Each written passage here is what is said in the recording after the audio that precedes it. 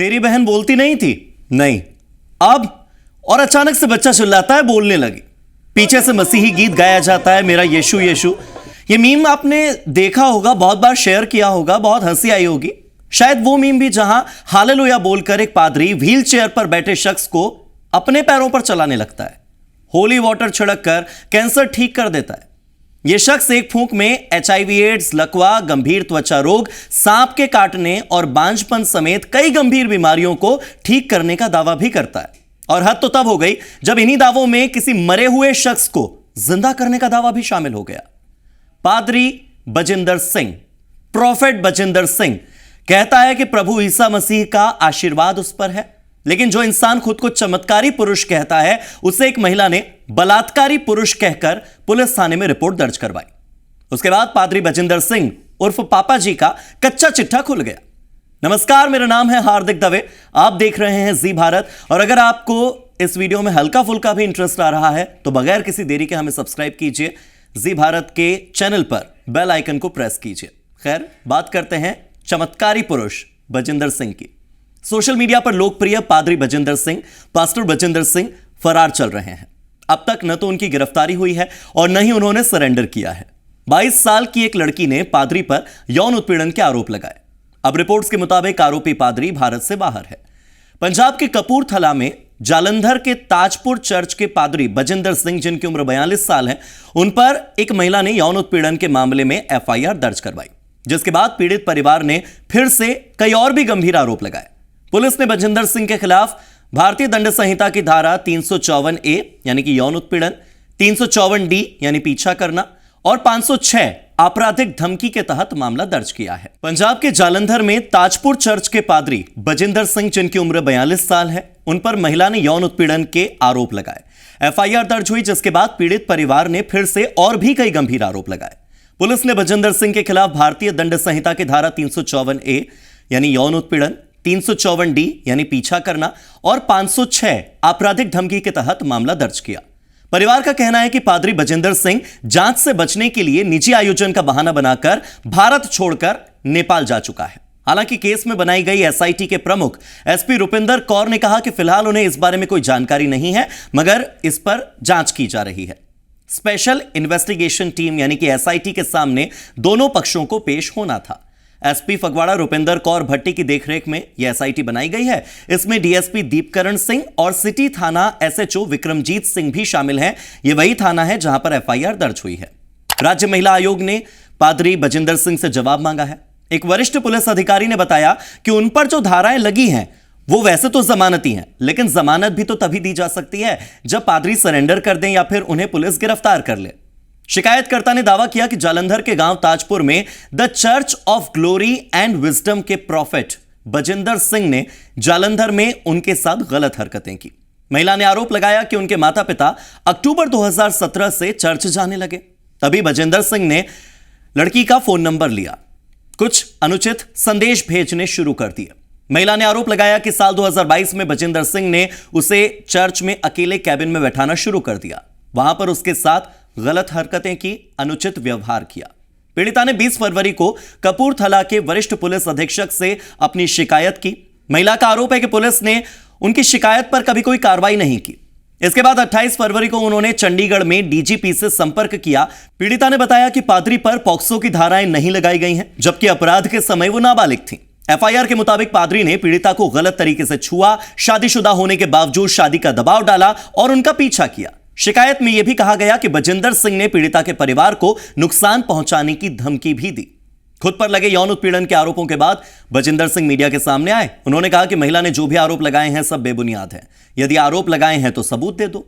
उन्होंने आगे कहा कि महिला को दौरे पड़ते हैं, दुष्ट आत्माओं की दिक्कत है, बुरी आत्मा का साया उन पर है और वो हमारे यहां पर इलाज के लिए आई थी।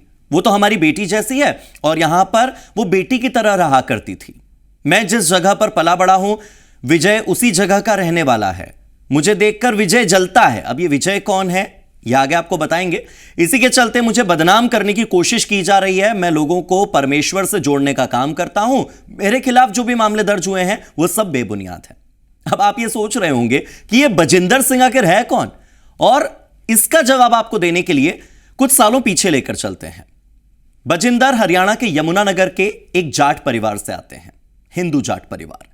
10 सितंबर 1982 को हरियाणा के यमुनानगर में एक जाट परिवार में बजिंदर सिंह का जन्म हुआ। यमुनानगर में ही शुरुआती पढ़ाई की। साल 2012 में हत्या का मुकदमा दर्ज हुआ और इसी कत्ल के केस के चलते 1.5 साल बजिंदर सिंह जेल में रहे। इसी दौरान उन्होंने ईसाई धर्म अपनाया। कहा जाता है कि जेल के अंदर ही उनके हाथ में किसी ने बाइबल दी और उनका हृदय परिवर्तन हुआ और वो ईसाई धर्म को अपनाने लगे। जेल से बाहर आने के बाद वो धर्म प्रचारक बन गए। इसके बाद मोहाली में वो उपदेश देने लगे।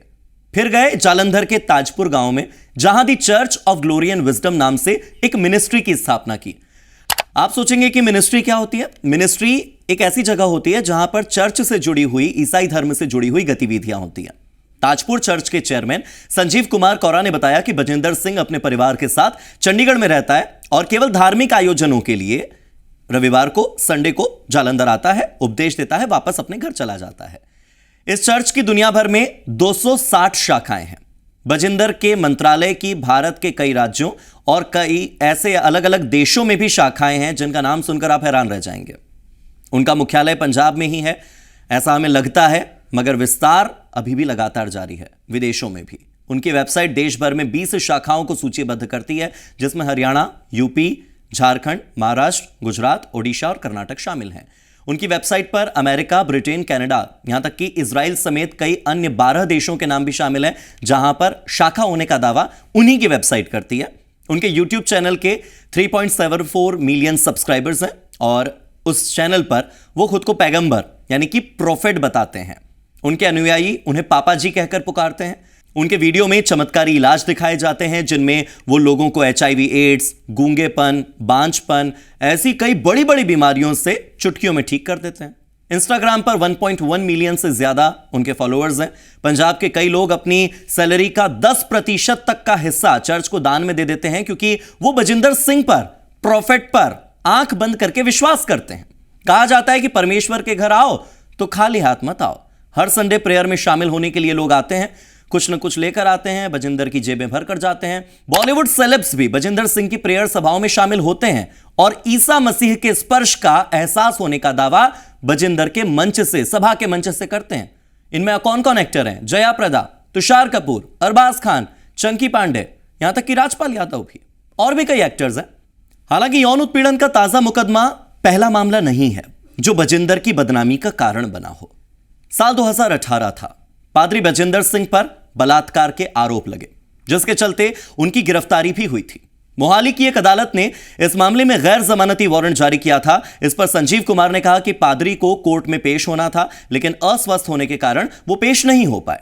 साल 2018 वाले केस में पुलिस ने जब पादरी बजिंदर सिंह को गिरफ्तार किया, तब वो लंदन जा रहे थे। उन्हें इंदिरा गांधी इंटरनेशनल हवाई अड्डे यानी कि दिल्ली एयरपोर्ट से पकड़ा गया और इस मामले में उन्हें बाद में जमानत भी मिल गई थी, लेकिन फिलहाल मोहाली की अदालत ने उनके खिलाफ वारंट जारी किया हुआ है।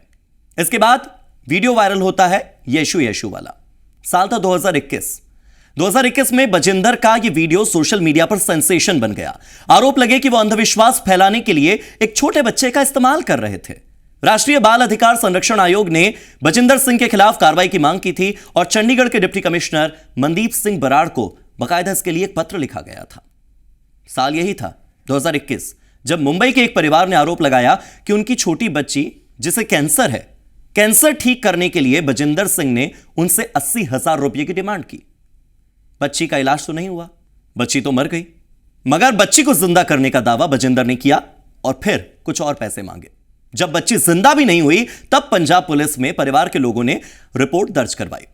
इसके अगले साल यानी साल 2022 में दिल्ली का ही एक परिवार, जिसने आरोप लगाया कि पादरी बजिंदर ने उनकी बेटी के इलाज के लिए पैसे लिए, लेकिन उनकी बेटी की कैंसर से मौत हो गई।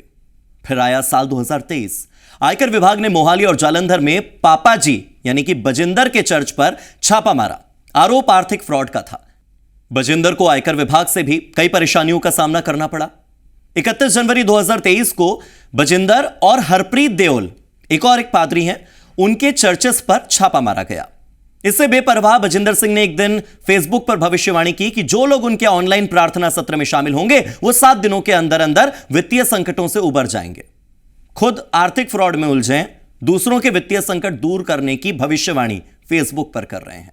कहते हैं कि आप ऑनलाइन सभाओं में जुड़ो, आपके व्यवसाय फलेंगे फूलेंगे, बड़ी गवाहियों के साथ वो वापस लौटेंगे। फिर 5 फरवरी को ताजपुर में अपनी साप्ताहिक सभा में उन्होंने घोषणा की कि बदनाम हुए तो क्या हुआ, नाम तो हुआ। यह दावा करते हुए एक प्रतिद्वंद्वी मंत्रालय ने छापेमारी की साजिश रची थी। यानी इसमें भी उन्होंने कह दिया कि जो दूसरे चर्चेज हैं, जो दूसरे पादरी हैं जो इसी क्षेत्र के हैं, वो उनके खिलाफ षड्यंत्र रच रहे हैं। उन्होंने आगे भविष्यवाणी की कि उनका मंत्रालय दुनिया में सबसे बड़ा बन जाएगा। उनकी वेबसाइट पूरे साहस के साथ यह दावा करती है कि वो पहले से ही दुनिया का नंबर 1 मंत्रालय, यानी कि पूरे वर्ल्ड की नंबर 1 मिनिस्ट्री है।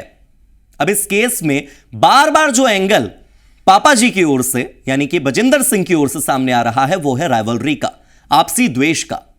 हरप्रीत देओल, विजय, अंकुर नरूला, अप्रीत संधू और बजिंदर सिंह, ये वो नाम हैं जो कि सबके सब पादरी हैं और पंजाब में इनका बहुत वर्चस्व है। बजिंदर सिंह ने church of glory and wisdom की स्थापना की, जो अब जालंधर, पंजाब और उसके आसपास के 3 सबसे बड़े निजी चर्चेज में से एक है।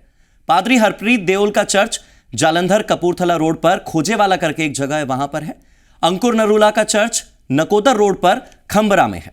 बजिंदर सिंह ने नरूला के चर्च से कुछ किलोमीटर दूर ताजपुर में अपनी मिनिस्ट्री स्थापित की और बजिंदर सिंह का कहना है कि बॉलीवुड सेलेब्स जब उनके प्रेयर सभाओं में शामिल होने लगे तो बाकी के पादरी उनसे जलने लगे, उनके खिलाफ वीडियो बनाने लगे। खैर, कारण जो भी हो, सच सामने आना जरूरी है। अगर वाकई इसमें राइवलरी है तो भी क्या यौन उत्पीड़न के आरोप सच्चे हैं या झूठे, कम से कम यह तो सामने आना ही चाहिए। इस सबसे इतर जब आरोप लगते हैं कि सनातन की आड़ में आसाराम बापू जैसे कुछ संत हैं जो महिलाओं की आबरू से खिलवाड़ करते हैं, गुरमीत राम रहीम जैसे कुछ बाबा हैं जो कि अपराधियों की फहरिस्त में शामिल हो जाते हैं।